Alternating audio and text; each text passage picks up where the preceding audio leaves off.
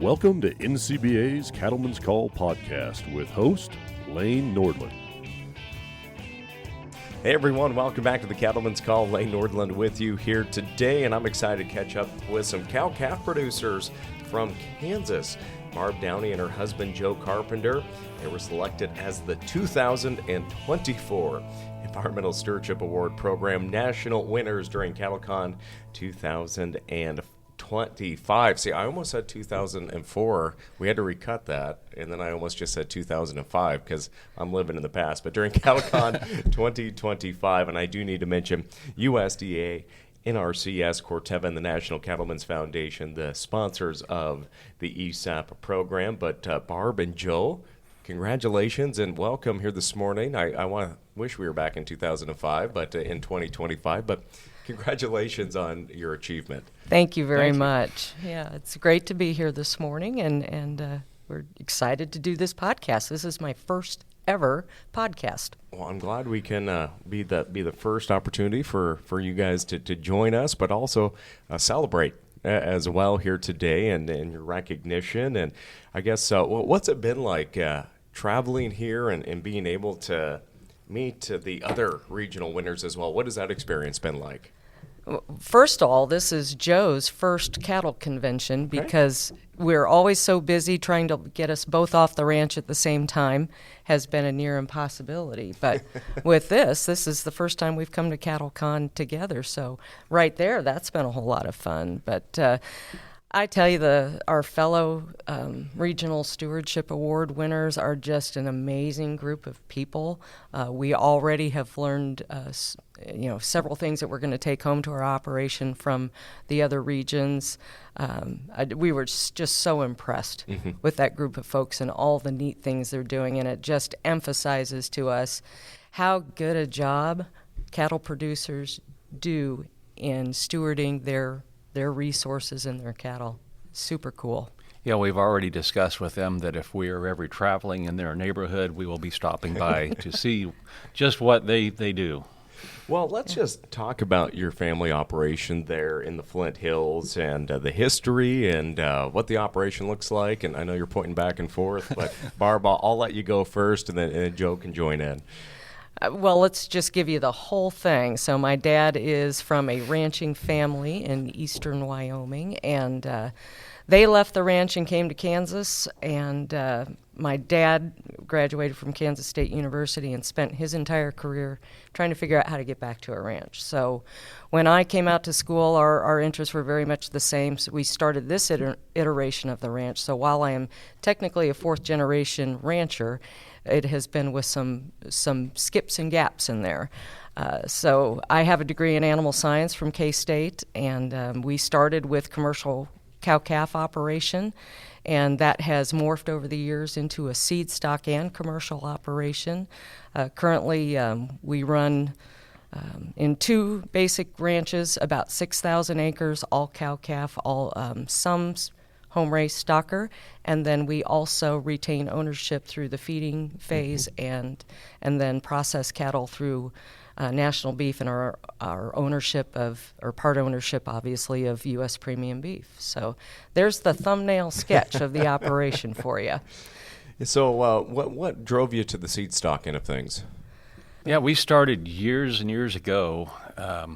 We were just having difficulty finding what we were exactly looking for and thought, well, we'll just see if we can't raise it ourselves. Yeah. And so we started small doing that, and it just kind of kept growing and became a big part of the operation now. And it is part of our business model. We went through a transition in ownership. Joe and I bought my siblings out, so that is part of the model that we have to execute in order to handle this transition, which is a whole nother podcast. Joe, where did you grow up at? I actually grew up west of Wichita in wheat country, so I had no idea that Kansas had any hills or rocks or streams that weren't muddy bottomed or anything like that. So it was quite an adjustment. Barb and I actually met at K-State, so that's how that got started. Yeah, and so you mentioned, obviously, U.S. Premium Beef. What has that process been like, looking at raising cattle, but finishing and then having that consumer product as well. What has that experience been like, and what have been the biggest learning opportunities you've seen? I think it's been absolutely integral to what we do at the ranch. We've been collecting individual carcass data on animals since the early 1990s. I might have said 2002 or 2001 there, since I can't get my dates right. Right. So, before anyone in this room was born. Oh no, I was born. We participated in the Certified Angus Beef Value Discovery Project way back then. And that was how you were able to get carcass data on like groups of 5 head for small producers like us.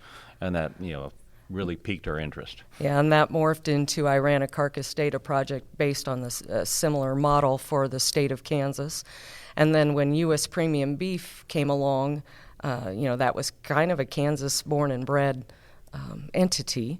And so we were in on the discussions before U.S. Premium Beef was formed and knew that was right up our alley. Mm-hmm.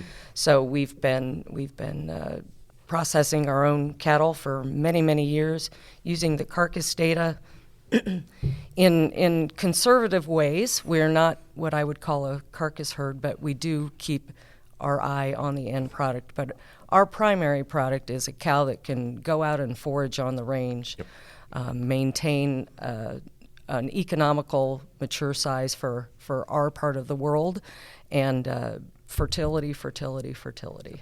Now, I understand you also have a hunting business aspect of the ranch, too? Yeah, for a number of years, we tried to keep our neighbors happy with allowing them to hunt on the ranch, and that got to be a little bit of a headache with competition among them. Mm-hmm. And so he located us, an outfitter from Missouri, who specializes in trophy hunts and intense management. Okay. And so it's just been a win-win for both of us. He's got hunters that come from Georgia and Alabama and Iowa. And, but it's been a significant revenue stream. I mean, it's not going to make our year, but it is a significant stream that has let us do some additional things. So we really feel fortunate. We have a long-term relationship with this guide. He's been wonderful. No, you have 2 daughters as well. Yes, we do. We do. Couldn't be here today, or this week, but. So what is one in college and one's working? Is that correct? That's correct. You want to take Anna? Yeah, our older daughter, Anna, is a firefighter in Garden City, Kansas, who's getting her paramedic certificate as we speak. I have been a volunteer firefighter in our area for longer than I want to say, and also doing first response, and she kind of got the bug, I guess. Yeah, she's grew up, on the ranch and showing cattle, loves the ranch. At some point, I think she has indicated she wants to move back to the area, continue her firefighting career, and then be involved with the ranch.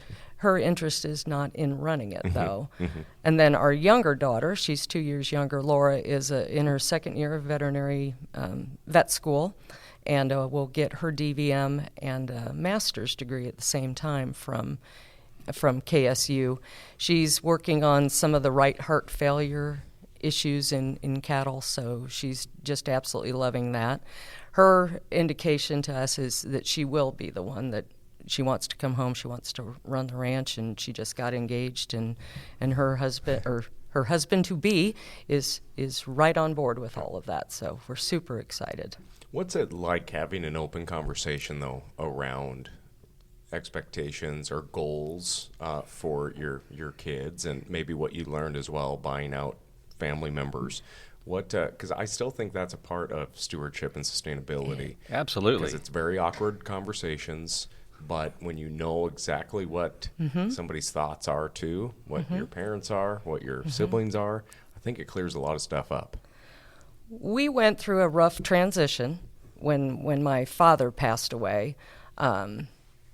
there was a lot of groundwork done, but I made the classic mistake of, I had seen buy-sell agreements.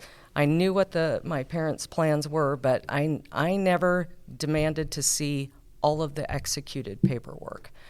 So when my father passed away, we landed in a rough transition that emphasized to us that you've got to get this right. For a ranch to transition successfully and have any chance of staying, in existence into the next generation, you've got to have those conversations. So Joe and I sat down with our girls when it looked like this was going to happen as a buyout, and we said, we're going to sit down annually. We're going to talk about where everybody is, take the pulse. What are your plans? Are you still thinking you're going to do this, or have they changed? And no pressure. Yeah. There is no expectation that anyone has to come home to the ranch. But we made the decision on the buyout together.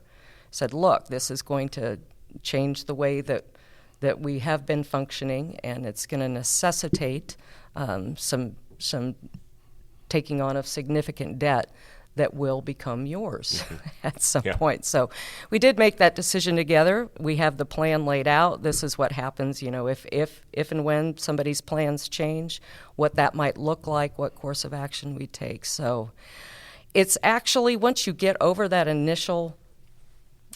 once you take that first step in that conversation, those conversations get easier. They may be tough subject matter, but it's much easier to talk about it when things have not gone on and on and on.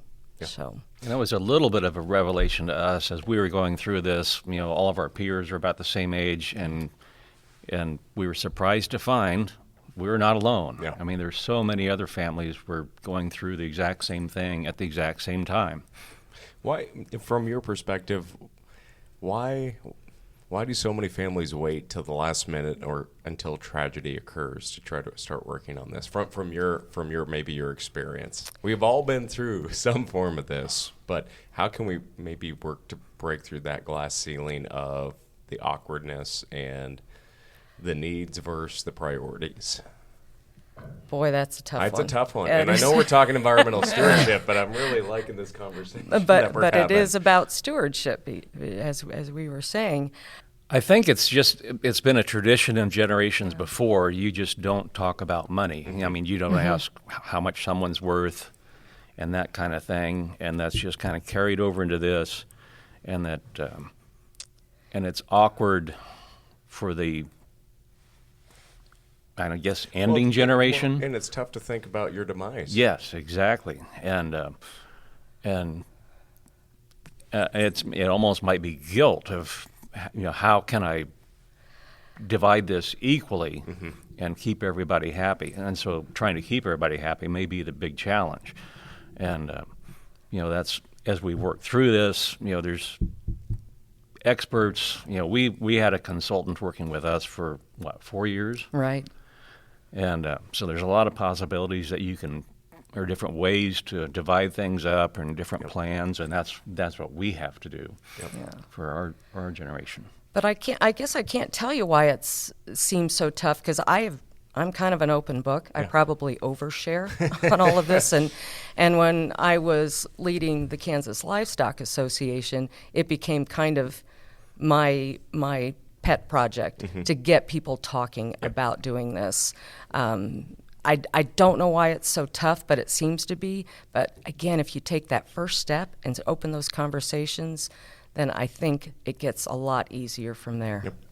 And I think the biggest threat to livestock production is the transfer or just the affordability of being able to pass on an operation or buy into an operation. Yes. And again, coming into back to stewardship and environmental management is you need to maximize your resources so you have healthy landscapes, so you have healthy cattle, that your inputs are less, but your returns are more. So let's talk about your grazing management strategy, where the resources you've used to set up your system, the continuing education that you may continue to look at, and how that helps maximize efficiency in the countryside.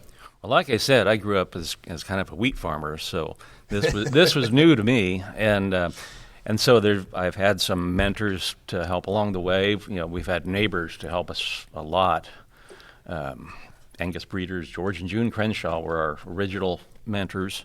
And then there's been different people. Dale Strickler has kind of been a leading guy for that, and through all these other different grazing schools. So we came up with a plan that our basic mantra, I guess, is that we're not going to be grazing during a growing season any more than 5 days at one location, because after that the cattle will go back and grub what they've already grazed. They'll grub that regrowth and damage the root system of the plant. So we started moving every 5 days, and there's a little variation on that. And as we get through the growing season, the growth slows down. We can modify that a little bit. So that's kind of it for the native grazing. Yeah, we've done a rotational grazing system for a number of years. We run a large group of cows instead of and swing them through all of the different pastures. But we've brought in, you mentioned, how do you do more with less? The grazing collars that we first started with last year were an attempt by our ranch to be able to increase the carrying capacity of the existing footprint, because expansion for us was out of the question, especially after our transition. Mm-hmm. So this was a way for us. If we all know if we can do a better job with grazing management, you have a healthier plant, you have a healthier rangeland, and then if you're doing everything right, you should be able to increase that stocking density.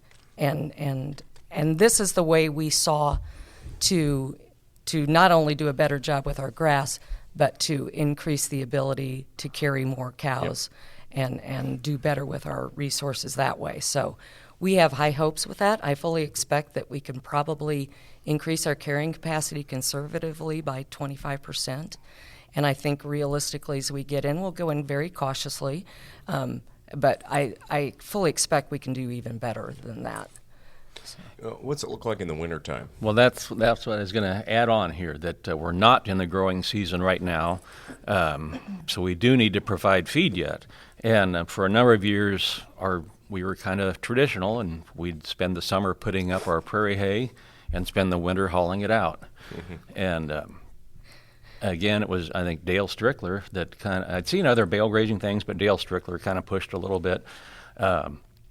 And so we started we started with windrow grazing and using a sorghum sedan and then a cover crop planted between the windrows, and by golly, that worked pretty good. The challenge was finding an electric fence system at that time, and learning how we were going to fence these cells and paddocks and type things off and make it work. Especially, you got to have a water source. Yeah. So that was our dipping our toe into the different grazing types, and then one summer we were going to be baling some sorghum sedan, and once we got it baled, it started raining, and the sedan grew back to be 3 or 4 feet tall, and I had a young man go out to start hauling those bales off, and I saw what was happening to our nice tall forage, and I thought, well, this is where we're going to try bale grazing. And so we left those bales out there, and they disappeared in the regrowth, which I thought, well, that's fantastic, because we're getting a lot of forage per acre off of this right now. And so that winter, our first stab at bale grazing was a big success. It was nice and dry. We did a rough estimation of how much standing forage was there, and we weighed a few bales and went with like 2 days worth in a paddock, and it worked great. It was nice and dry, even though that was net wrapped bales. We'd every 2 days go cut net off the next bales and then pick it up from what they had finished grazing, and so we did a little analysis on this, the back of the envelope type stuff versus harvesting prairie hay and hauling these bales out, and we discovered that we're saving about $1 a head per day. When you're feeding 400 cows, the math gets pretty easy in a group. So and then the time invested or saved was quite dramatic. We used to say we'd go feed 400 cows in 15 minutes using a 1989 Geo tracker and a reel and a golf bag to carry the posts in. Yeah. Instead of two big 1-ton diesel trucks with bale beds and 2 guys running all day long hauling out that hay, we could do it in 15 minutes. What's it been like with more droughty conditions on the regrowth? Everything is still continuing. Obviously, maybe more bales. Yeah, in the paddock or the fall growth is the challenge now because it seems like since 2010 we plan on a drought every year. Yeah. But the benefit of keeping all that material on the field where we're growing, I mean, if we're dry, you will see these green circles where those bales were the previous year or two that are doing just fine. Yeah. So I'm looking at the floor in here with all these circles, and it looks about like the video of where we were bale grazing. And I guess I will jump from sorghum sedan. We are doing that on smooth brome now because we had a bunch of smooth brome that was CRP from 1980 because it was pretty poor ground. And brome is not a cheap crop to put up, and especially if it's moderate brome, the fertilizer on it is a pretty high input. Yeah. So if we're keeping all the manure out there and all the nutrients on the field, it's dropped our fertilizer cost considerably. I've just read an article that each cow is putting about a half a pound of nitrogen down a day. So if we're keeping, for instance, we've got 107 heifers that we're bale grazing brome, so we're getting 50 pounds of nitrogen every day, and we're keeping them confined in a small area as they're bale grazing. So our nutrient needs have declined significantly. We've gone from putting 120 pounds of nitrogen on plus additional some P and K and sulfur to just putting on about 40 pounds of nitrogen, and then that's it. And you mentioned the drought. The really interesting thing, even when we're not getting good fall growth or late summer growth, we'll also interseed cool season cover crops, in the fall. And that's been disappointing from a grazing standpoint because of our drought situation. But the roots have been busy, and we've seen our organic matter up. We're up 2.5% on our organic matter. The production on it with light rain our production is more than neighboring traditional fields. So we're seeing that even though you think you're not getting benefit from it, you are. Mm-hmm. You just have to be patient. You have to look below the ground surface, and we are reaping the benefits of it even with drought. What are some invasive species you're maybe having to manage for in the landscape too? Or is it just perfect out there? That was just perfect. Yeah. Well, we'd like to go back in time and talk to some people.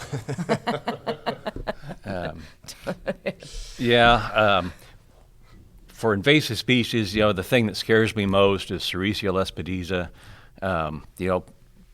Down south, it's a great crop. For us, in the rocky hills of Kansas, it's horrible. It will take over, choke out the grass. Unfortunately, the deer love it, so they like to go spread it. And the cattle hate it. And the cattle, eat it while it's young, and then, they got better stuff than that. So we've, that's one of the things every fall for the last, I don't know how many years, we hop on the four-wheeler with a little spot sprayer and spend, I don't know how many days just hunting it down and trying to kill it because we are scared to death of it. And, as rugged as we are, I know I'm not seeing all of it. So hopefully that's where another technology comes in, that if we can find somebody with a drone and a good camera on it, and it has the recognition software that it can go spot spray that we can get that done. Okay. I mean, we've had to do some broadcast spraying on a couple places because it was so thick, and we hate doing that because, when you're broadcast spraying, you're not selecting, you're taking out everything. So that's not our goal. But we've been working with on some other invasive species. One is eastern red cedar, and the other one that really affects our ranch is an old world bluestem, a Caucasian bluestem that has the same life cycle as our native grasses. So it's displacing native prairie. We've been working. We currently have an EQIP project going with NRCS, and also a GPGI, Great Plains Grassland Initiative. We have both of those going on our ranch, and what we're targeting is addressing the woody encroachment, because even though we've been working diligently, we're seeing the trees and the woody species increasing on our land. So we went to NRCS and said, despite our efforts, it's getting ahead of us. And so we got these two projects going. And one of the most beneficial things, I think, coming from it is that strategic plan of execution. Okay, we go after, it's how to eat the elephant one bite at a time, but we were just taking random bites here and there, and we've now got a structured plan in place that we're seeing results and having good luck executing effectively. So going after both the old world bluestem and the woody encroachment, because it's a real huge problem, not just in the Flint Hills of Kansas, all up and down the Great Plains, Nebraska, Oklahoma, Texas. We're all seeing problems with woody encroachment. So off of that too, when you're executing these plans and looking at bettering the landscape too, what has been the biggest change or in the practices of grazing or land management that you have worked on? And that's a pretty tough question. Yes, that is. Well, like I say, the grazing system, we have seen the results in our grass of keeping animals moving. And so now I joke that I can't see the Ceresia because we got too much grass. So that's a big one. And hopefully, if we get the collars on, and we can also use these cattle to control some of those woody things. Right now we'll throw our mineral tubs in a bunch of dogwood and let the cattle stomp it out. We've talked about confining them on the old world bluestem and letting them stomp it out. So maybe with these collars we can do that without having to do any fencing. Yeah. Yep. And most of where we do our electric fencing, we do it where it's possible. In our native range, electric fencing is still a challenge because the ground is pretty solid. Yep. It's called limestone, and